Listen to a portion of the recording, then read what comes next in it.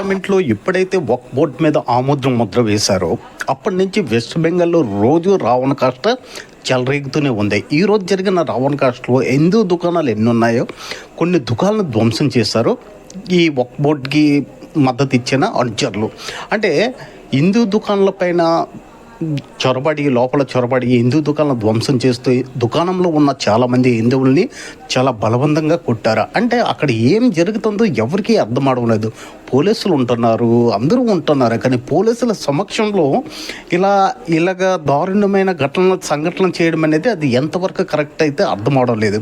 ఎందుకంటే అక్కడ అసలు రాష్ట్రంలో పోలీసు వ్యవస్థ ఉందా, వెస్ట్ బెంగాల్లో లేదా అనేది అర్థం అవడం లేదు. అక్కడ ఎంత దారుణమైన సంఘటనలు జరుగుతున్నా కూడా రక్షణ అంటూ హిందువులకి రక్షణ అంటూ లేదు. ఏదైనా సమస్య ఉంటే అక్కడ అసెంబ్లీలో పరిష్కరించుకోవాలి, లేకపోతే పార్లమెంట్లో దెబ్బలాడండి. అంతేగాని అక్కడ ఉన్న అమాయక ప్రజల ప్రాణాలని ఎందుకు బలవంతంగా పట్టున పెట్టుకుంటున్నారో ఎవరికీ అర్థం అవడం లేదు. ఇప్పుడు మీరు చూస్తున్న ఫోటోలు చూస్తుంటే ఎవరికైనా హృదయం చలించిపోతుంది.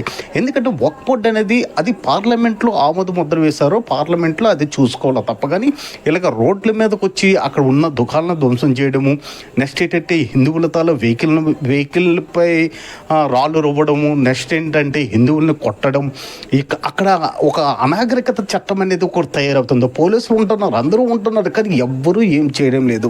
మరి అక్కడ సీఎం మమతా బెనర్జీ గారు ఏమిటి ఆలోచిస్తుందో ఎవరికీ అర్థమవుతుంది. చూస్తూనే ఉండండి మా నేటి ప్రపంచం.